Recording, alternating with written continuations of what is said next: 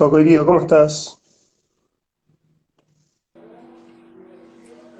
¿Qué tal, querido amigo? ¿Cómo te encontrás? ¿Cómo andás vos?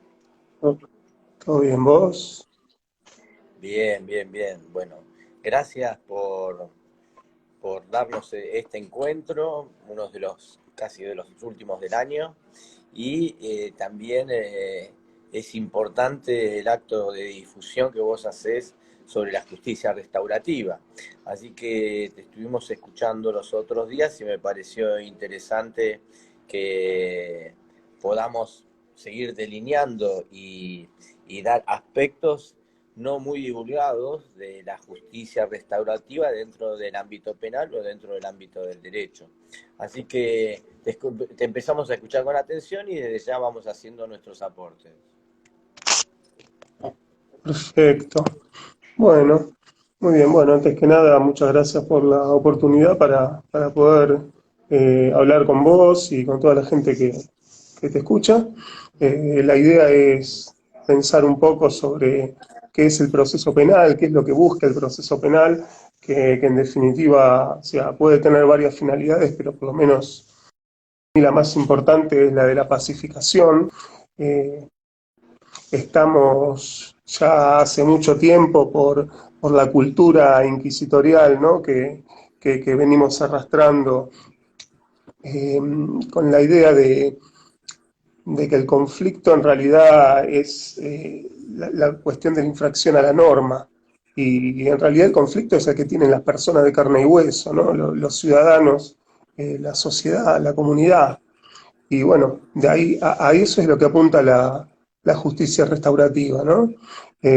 Antes que nada a la reparación, a la sanación, a, a mejorar lo que es la gestión de los conflictos, porque en definitiva, a ver, se va, pero lo cierto es que hay prácticas restaurativas en distintos ámbitos. En este caso, lo que nos ocupa es el ámbito penal, pero el enfoque restaurativo vos lo podés aplicar en el deporte, en la cuestión de las escuelas, en, en la cuestión arquitectónica, por ejemplo, en las artes. Para que tengan una idea, después podemos hablar si nos queda tiempo. Hay ciudades restaurativas, hay escuelas restaurativas, hay pedagogía restaurativa. Es todo muy amplio y obviamente esto tiene que ver a ver, con tratados internacionales, con los objetivos de la ONU, ¿no? De la Agenda 2030, principalmente el objetivo 16, el de construir sociedades sólidas, la búsqueda de la paz, que en definitiva eso es un catalizador para todos los demás objetivos de desarrollo sostenible, ¿no? Entonces, podemos decir que existe un principio de paz y que a partir de ahí es que tenemos la vida en comunidad, la democracia, ¿no? La democracia en sí ya es una forma de civilización y de gestión de los conflictos, ¿no? Y, y el proceso penal como derecho constitucional aplicado, ¿no? Que todos sabemos que es así, eh, tiene que ir para este lado. Eh, Hoy por hoy nosotros Discúlpame, tenemos, ahí te sí, interrumpo, ponemos un puntito, es dentro de la justicia restaurativa, ¿cuáles son los convenios internacionales de los organismos internacionales que ya hoy le empiezan a dar importancia? Porque muchas veces dentro del ámbito jurídico nacional se habla de justicia restaurativa y no digo que tenga un tratamiento despectivo, pero como dicen que es algo secundario, ¿no? O nos dejan trascender eso. Por eso, vos que has estudiado y seguís proyectando esta temática, los organismos internacionales, los convenios internacionales, ¿qué nos dicen? Porque hay convenios que le dan relevancia a esto. Es importante que lo sepamos. Te escuchamos. sí. Bueno, mira, a ver, para empezar, podemos decir que, a ver, con la positivización de lo que sería el derecho a la paz, cuando se habla de la prohibición de la guerra en el ámbito internacional, ¿eh? ahí ya estamos teniendo un primer inicio de lo que sería el enfoque restaurativo. ¿Eh? Eh, el tema es que ahí tenemos que empezar a ver qué es lo que es la paz, ¿no? Porque nosotros justamente hablamos de que la búsqueda de la paz es la finalidad del proceso penal. Pero ahí, por ejemplo, podemos, primero que nada, se entendía la paz como paz negativa, como que era la ausencia de guerra, ¿no? Después, con el paso del tiempo, con la investigación para la paz y con la cultura de paz, llegamos a lo que es la paz positiva, ¿no? No ya pensar la paz desde lo que no es, sino de lo que sí puede llegar a ser. ¿Eh? Y ahí se habla de integración de la sociedad, ausencia de violencia estructural, presencia de justicia social. ¿Eh? Acá, bueno, son importantísimas todas las ideas de Galtung, ¿eh? Que es el que, podemos decir, el que trae toda esta distinción. Después de la paz positiva, también tenemos lo que es la paz imperfecta, que está relacionado con la justicia restaurativa, con la idea de proceso. ¿Por qué? Porque en realidad la paz es una construcción constante, ¿no? Es un proceso de, bueno, como decíamos antes, de evolución, y entonces es algo que terminamos construyendo entre todos, ¿no? Como comunidad. Y después tenemos, ahora hay muchas, tenés la paz transformativa también, que justamente lo que busca es ya no pensar la paz desde el camino, sino desde las prácticas, ¿no? De qué es lo que nosotros hacemos como personas para poder alcanzar la paz. Y entonces ahí tenés como un enfoque mucho más de lo que sería del día a día, ¿no? Y más relacionado con los derechos humanos, con la solidaridad, con la dignidad de las personas. ¿Eh? Entonces, sí. Sí, ahí lo que quería agregar, ¿no? El otro día en el encuentro, en este intercambio de conceptos que tenemos, es la doctora, que no tengo presente el nombre, que bien vos conocés, nos hablaba también de la justicia terapéutica, ¿no? Que realmente después cuando terminemos el encuentro de hoy, en privado te voy a pedir un poco más de información, un poco para también profundizar y realizar algún tipo de trabajo. ¿Qué es la justicia terapéutica? A ver desde cuándo está, cuándo se ha instalado y a ver qué tipo de progresos ha tenido. ¿Qué nos puedes en ese aspecto aclarar, Pato? Bueno, mira, para empezar, las prácticas restaurativas han tenido muchísimos nombres a lo largo de los siglos. ¿Eh? Vos pensá que esto viene de lo que sería la forma de vida, la cosmovisión de los pueblos ancestrales. ¿Eh? No es una tendencia que apareció ahora hace poco y que se nos ocurrió, sino que es como revalorizar la forma de gestionar los conflictos que tenían las comunidades originarias, ¿no? Esto es algo que también viene de muchos lugares, ¿no? Ejemplos, tenés comunidades en Canadá, en Australia, pero también bueno, se usa también en comunidades en nuestro país, en Neuquén, por ejemplo. Eh, pero, a ver, vos podés hablar de justicia restaurativa, justicia reparadora, justicia sanadora, justicia terapéutica, ¿no? Lo terapéutico tiene más que ver con el tema de adicciones y problemáticas de drogas, ¿eh? Sería o sea, un campo específico destinado a esas situaciones que necesitan un abordaje especial. ¿Eh? Ahora, haciendo dentro de lo que son las soluciones alternativas, ¿cuál es la diferencia que encontrás vos que tiene una relación con la justicia restaurativa, al menos para mí, el tema de lo que es una mediación penal y una conciliación penal?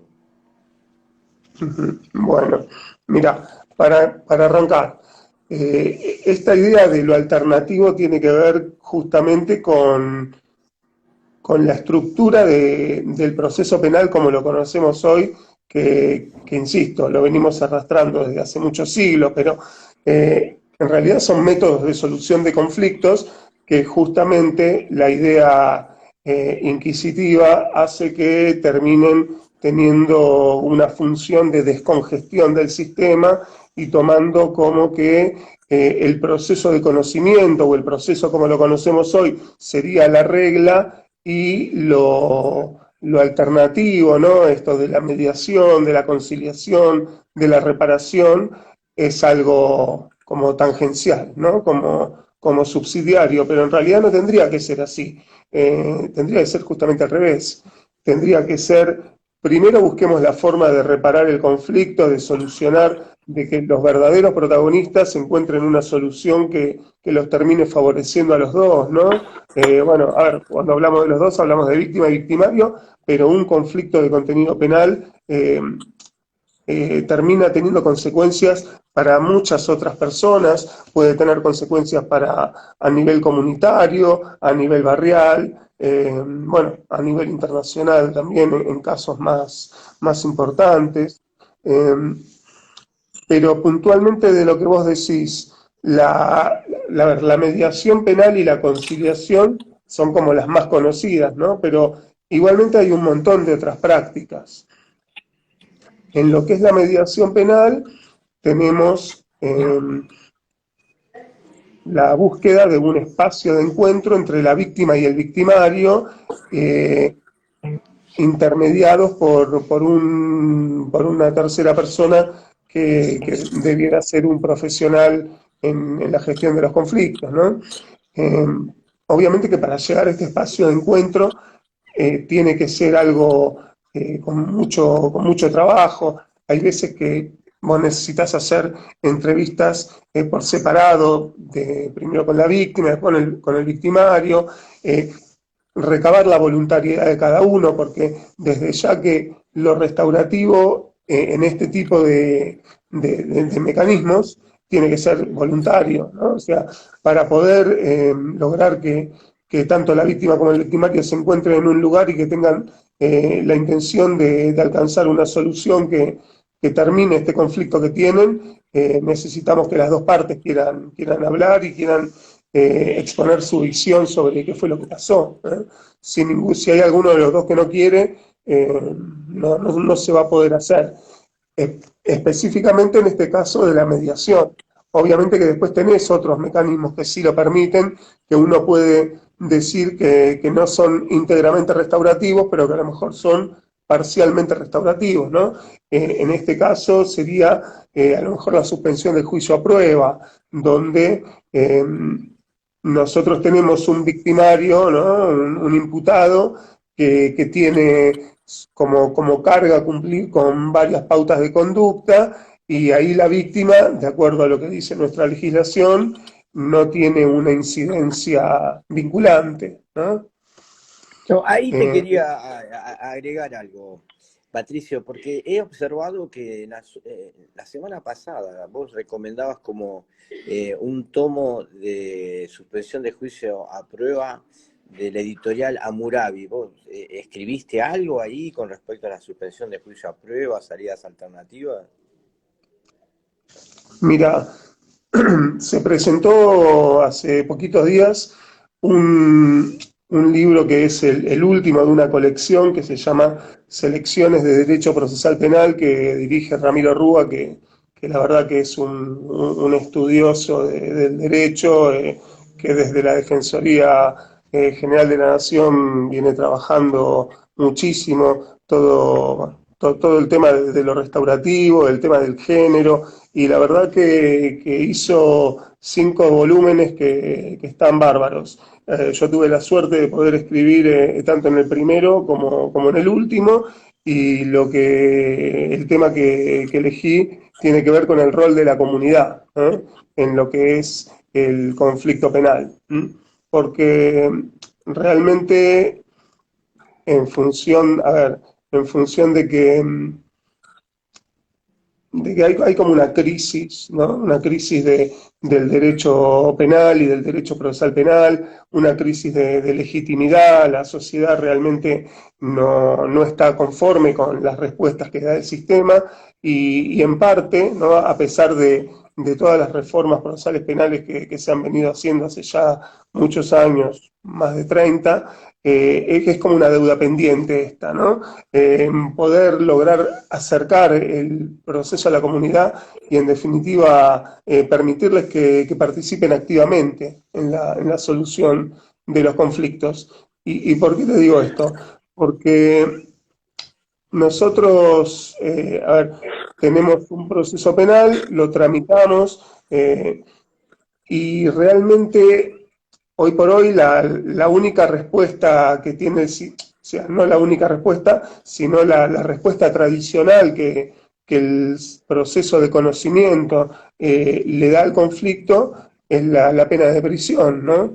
Y en realidad, gracias a lo que son los sistemas acusatorios adversariales, que justamente traen todos estos mecanismos de participación ciudadana, como el juicio por jurados, como la resolución de los conflictos, la mediación penal en la provincia de Buenos Aires, la suspensión del juicio a prueba, la reparación ahora a partir de la modificación del Código Penal, es como que nos permite escuchar a las víctimas, ver qué es lo que ellos esperan, cuáles fueron las consecuencias de lo que pasó, ¿no? Porque en realidad el conflicto es algo muy complejo. Nosotros lo abordamos con una respuesta única, si se quiere, que insisto, es la de la privación de la libertad, pero realmente un instituto como el de la suspensión del juicio a prueba, bien utilizado, yo creo que puede servir no ya para esto de la restitutio in integrum, no para volver al estado anterior, sino incluso para poder mejorar la realidad. ¿Eh? Muy bien. Bueno, no sabía y no tenía muy claro si habías escrito en el último tomo de esta colección, así que mi pregunta fue más que oportuna para que puedas divulgar tu trabajo. Bueno, no lo teníamos conversado, pero había deducido que algo había. Y en cuanto al tema de la reparación, ¿no? Porque también es un tema que solemos conversar entre los que estamos de acuerdo con la justicia restaurativa. ¿Cuál es el ámbito o el aspecto de la reparación que ves como justo y adecuado en los conflictos entre las personas? ¿Y en qué delitos, no? Mira, a ver, hoy por hoy nosotros tenemos que atenernos al marco legal, ¿no? Eso desde ya, el Código Penal establece que hay una forma de extinción de la acción, que es la reparación, eh, y a partir de ahí, bueno, hay todo un desafío, porque obviamente que si uno piensa que esto es para descongestionar o que esto es para sacarse de encima los típicos delitos que se consideran de menor cuantía, que desde ya no comparto porque todo delito para la persona que lo sufrió es lo más importante, ¿no? Obviamente que el sistema penal está sobrecargado, obviamente que hay un montón de conflictos que a lo mejor debieran resolverse en otros ámbitos y que lamentablemente terminan en lo penal, ¿eh? Pero bueno, me parece que el desafío pasa por ese lado, poder escuchar a la gente, poder escuchar qué es lo qué es lo que le pasó en función de esto y qué es lo que necesita para poder eh, mejorar. Y una cosa más, la reparación en sí no tiene que ser específicamente económica, ¿no? Esto no es una cuestión de cuantificar en dinero qué fue lo que pasó, ¿no? A veces, y acá hay otro tema, ¿no? Siempre pensamos que la sociedad quiere venganza y la sociedad a lo mejor no quiere venganza. La víctima, obviamente que cada persona reacciona como puede en función de lo que le toca vivir, ¿no? Pero no siempre las víctimas quieren venganza. A veces las víctimas necesitan un cierre, necesitan saber por qué les pasó a ellas, necesitan saber qué fue lo que llevó a la persona a cometer lo que cometió. ¿Eh?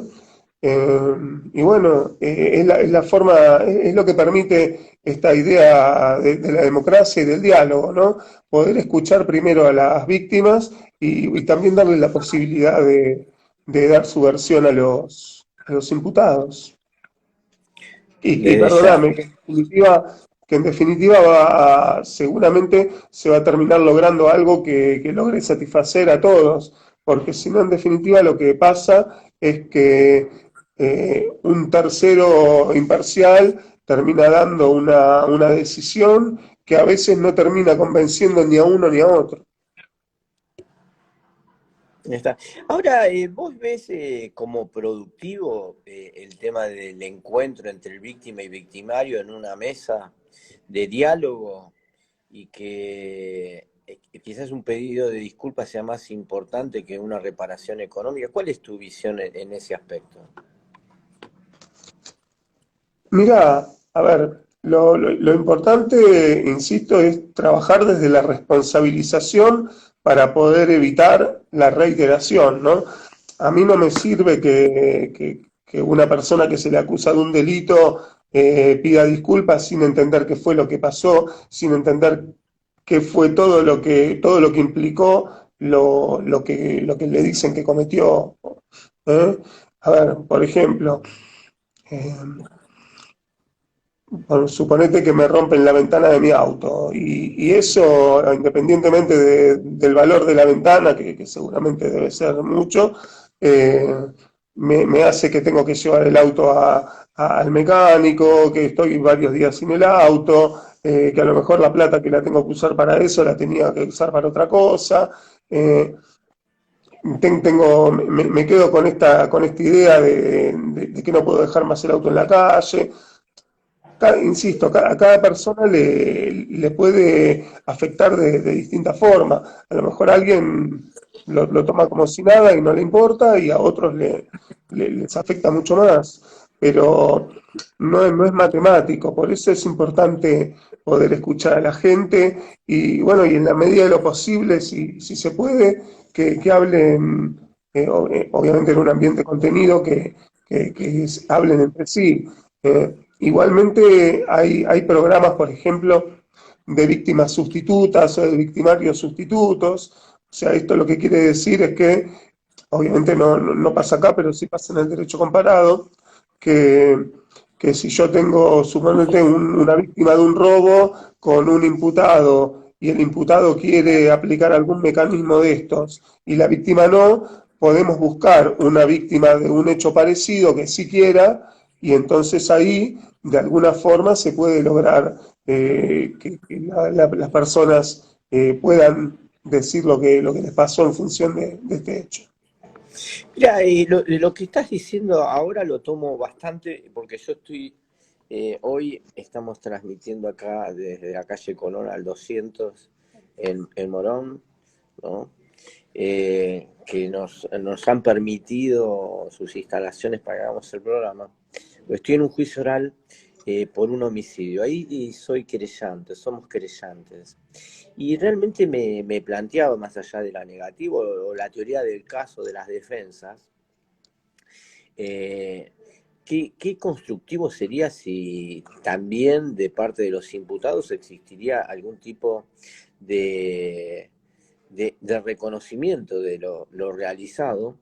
Y también lo importante en este caso de mi rol de querellante, que la familia no viene con un espíritu vengativo, sino es para ponerle un cierre a la desgracia que es el fallecimiento de un padre, en este caso en un hecho de robo, pero más que nada es para poder ir al tribunal y contarle lo que han vivido, ¿no? A partir de la muerte de su padre. Salvando las distancias, obviamente, es un poco lo que busca la justicia restaurativa, ¿no? Que también la víctima, porque no es solamente el victimario, sino que la víctima tenga un canal adecuado de canalización y sea escuchado por la justicia. Realmente ahí es donde yo voy a comprar, me vas a hacer comprar ese, creo que es el tomo 5 de Hammurabi, porque me interesa mucho lo que hayas escrito con respecto a la expectativa de la comunidad en el accionar de la justicia. Hoy es un tema que es bastante sensible, no digo que esté en crisis, pero la sociedad se pregunta si realmente actúa o no actúa y cómo actúa. Pero yo en este momento te lo digo desde la visión de la víctima, ¿no? Que lo que quiere es por lo menos ser escuchada, y que el juez escuche cuál es el dolor por la pérdida de un familiar.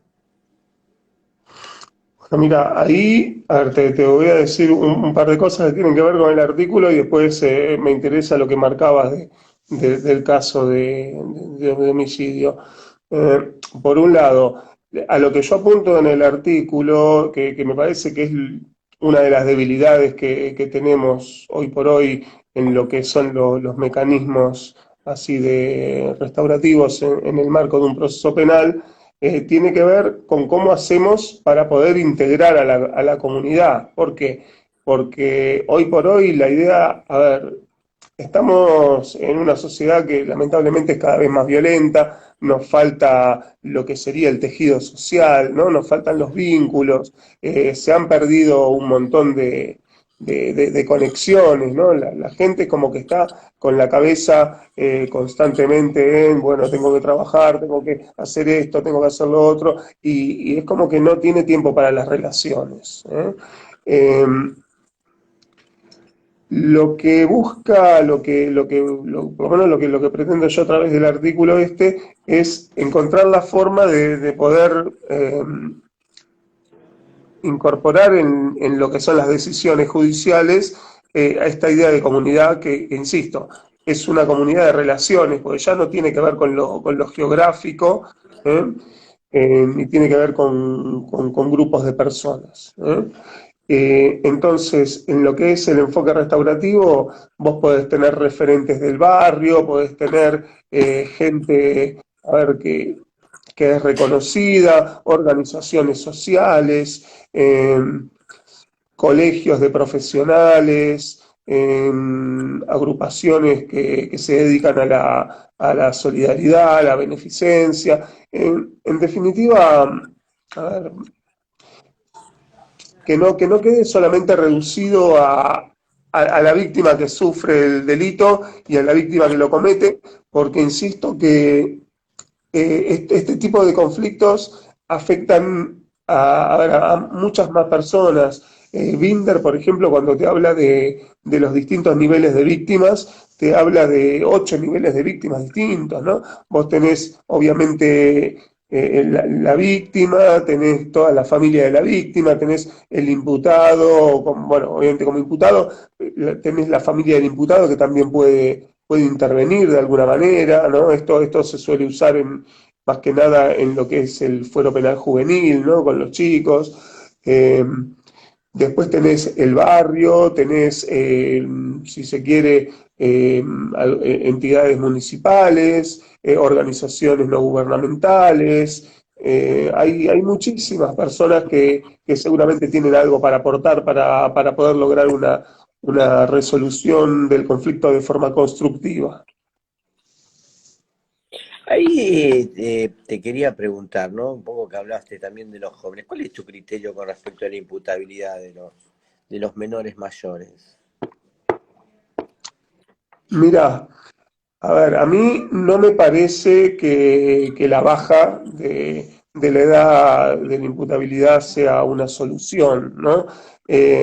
Lo que sí me parece, porque, a ver, la gente que sostiene esa postura y que lo hace dentro de la mirada que estamos teniendo acá ahora, lo hace por lo siguiente. Dice, bueno, ¿para qué me sirve a mí insertar a un joven, ¿no? Cada vez más joven, dentro del sistema penal, si se quiere, o penal juvenil? Bueno, eh, se lo hace para poder de alguna forma darle, a ver, desde lo institucional, a ver, un apoyo, ¿no? Una escolarización, reforzar las relaciones con la familia. Lo que Mari Beloff habla de lo que sería la función pedagógica del proceso penal juvenil. ¿eh? Pero si esa es la mirada por la cual hay que bajar la edad, a mí me parece no solo que no hay que bajarla, sino que en todo caso habría que adoptar esta idea de lo que es el enfoque restaurativo, que justamente posibilita todo esto, ya como una política pública, ¿no? Para que todos los jóvenes y en definitiva también todos los adultos puedan tener una posibilidad de poder vivir en comunidad, porque en definitiva, aún a pesar de ingresar al sistema penal, ellos continúan siendo parte de la comunidad. Y aparte, vos que sos un estudioso de la dogmática penal, cuando se habla de todo esto de la prevención especial, de la prevención general, de la reinserción, siempre la comunidad está ahí, ¿no? Entonces, acá hay algo que a mí me interesa, porque la verdad lo vi hace poco y me pareció espectacular. Binder lo cita Zizek, ¿no? Y Zizek justamente te habla de esto, de la importancia de la comunidad en lo que sería la pena. ¿Eh? ¿Por qué? Porque de alguna forma es como que el imputado, ¿no? La persona a la cual se le sigue un proceso penal, ve como una pena más justa si proviene de su propia comunidad o de sus vecinos. ¿Mm? Está bien, ahí tocamos colateralmente, pero es una gran verdad que la justicia restaurativa es uno de los ámbitos donde más éxito tiene y donde más se impone, y no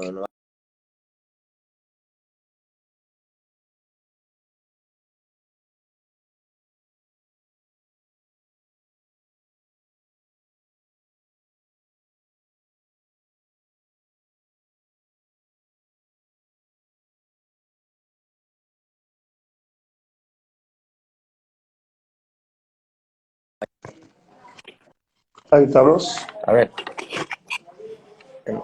a ver, ahí volví. No, te estaba bien. La justicia restaurativa es con respecto a los jóvenes, es donde se da el mayor porcentaje de rehabilitación social, o sea, tiene el plus de la reinserción, o sea, es la rehabilitación social.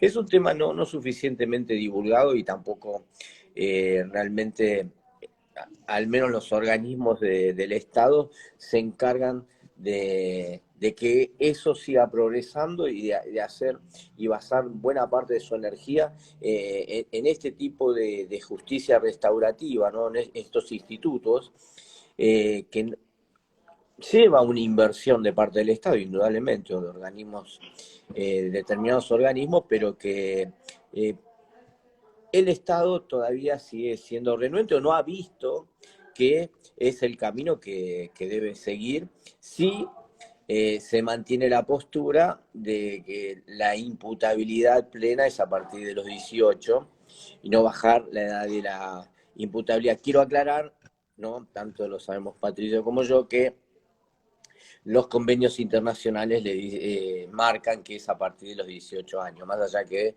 cada país después le da un marco distinto, le puede dar una edad distinta, pero por convenios internacionales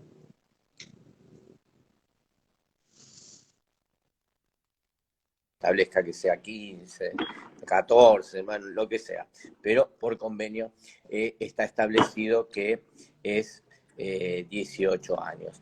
Ahí, lo otro que un poco me interesa charlar contigo, Patricio, es dentro de esto de la justicia restaurativa, lo que a ver, ahora en tu nuevo rol en la sociedad, ¿no? Que felicitaciones también por el nuevo rol. Eh, y me has informado, me has dicho que te ha tocado ser partícipe en algunos de los institutos de justicia restaurativa. A ver, contanos un poco tu experiencia en este último tiempo en justicia restaurativa. Mira, una cosa antes que me quedo con lo que dijiste, eh, con lo de la cuestión de penal juvenil. Eh, el enfoque restaurativo tiene un montón de, digamos, de fundamentos, ¿no? Fundamentos filosóficos, porque En definitiva, es una filosofía de vida, ¿no? El ser restaurativo. Vos no podés ser restaurativo en tu trabajo si no sos restaurativo en tu casa o dando clase. ¿Eh? ¿Por qué viene todo esto? Esto toma argumentos, a lo mejor tanto de la victimología, del feminismo, bueno, de la justicia juvenil, de la búsqueda de nuevos modelos ante, como decíamos antes, las crisis que existen en el sistema penal hace ya tiempo. Y bueno, la cuestión de la cosmología ancestral también, de las comunidades originarias. Pero ¿por qué se utiliza? Vos decías que se utiliza mayoritariamente en penal juvenil, y es cierto, bueno, ahí en provincia de Buenos Aires, Calvo Soler, que viene haciendo muchísimos convenios de trabajo con distintos departamentos judiciales, y se trabaja muy bien, ¿no? Todo este enfoque en penal juvenil. Pero un dato. Mientras antes empecemos con lo restaurativo, mejor, porque tenemos que empezar en el hogar, en la escuela, porque en definitiva los jóvenes que aprendan a resolver sus conflictos de esta forma van a terminar siendo adultos que los resuelvan también de esta misma forma. Obviamente que los conflictos van a seguir existiendo siempre y lo tenemos que tomar como un motor para mejorar a la sociedad. El problema es cómo los resolvemos. Ahora, volviendo a la pregunta tuya, bueno, sí, yo estoy trabajando como juez en la provincia de Buenos Aires, en lo que sería el fuero correccional, así que me tocan delitos que son con penas de hasta 6 años, entonces eso te da bastantes posibilidades para poder aplicar el enfoque restaurativo. Hemos tenido la posibilidad de hacer audiencias de reparación, hemos podido hablar con víctimas, bueno, con imputados, a veces la gente está más propensa, si se quiere, a hacerlo, pero lo importante, como decimos siempre en este enfoque, cuanto menos es transitar el camino. Obviamente que hay muchas veces que no se obtienen los resultados que uno quiere, pero lo importante, aun cuando no se obtenga a ver, el resultado de máxima, ya por lo menos que la gente pueda hablar, que puedan dialogar entre sí, es algo que el proceso penal de hace algunos años para atrás no tenía, ¿no? Pensemos que la víctima, capaz que hace algunos años la llevaban a declarar a una fiscalía, la llevaban a declarar a un juicio y después no pasaba más de eso. Entonces ahora realmente que una víctima pueda hablar con un fiscal, con un juez, que puede estar en una audiencia, que sea escuchada, que sea escuchada por el imputado o incluso que el imputado pueda hablar con ella, me parece que es un avance enorme. Oh, Y perdóname, sí. esto no es que sea una solución mágica, ¿no? No sirve ni para todos los conflictos ni para todas las personas, pero a las personas que sí les sea útil y para los conflictos en los que se quiera aplicar, yo estoy convencido de que es la mejor solución. Hay así una pregunta, así como broche de oro. ¿Para qué delitos considerás que es lo más atinado de la justicia restaurativa? Mira, a ver, insisto hoy por hoy con esto del marco.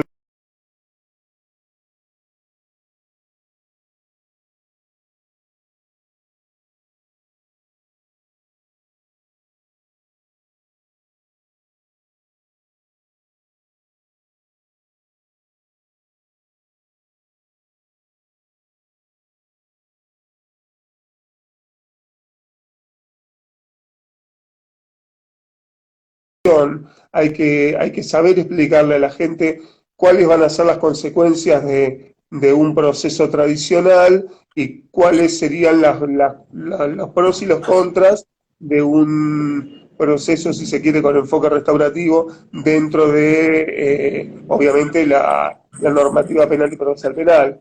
¿Eh? Eh, pero yo creo que bien explicado y con la gente predispuesta para todo lo que se permita la legislación hay que hacerlo. Eh, porque en definitiva, a ver, yo te doy un ejemplo. Vos podés aplicar una pena de prisión. Una pena de prisión es una, si se quiere, Binder dice que es compensatoria, no reparatoria. ¿Eh? Eh, en cambio, si vos le aplicás una pena en suspenso a una persona con un cumplimiento fuerte de muchas condiciones, con prohibición de acercamientos, si hubo un conflicto interpersonal, ¿no?, con la víctima, con trabajo comunitario, pero bien controlado, no algo que dice que va y después no va, con una donación a lo mejor a una entidad de bien público.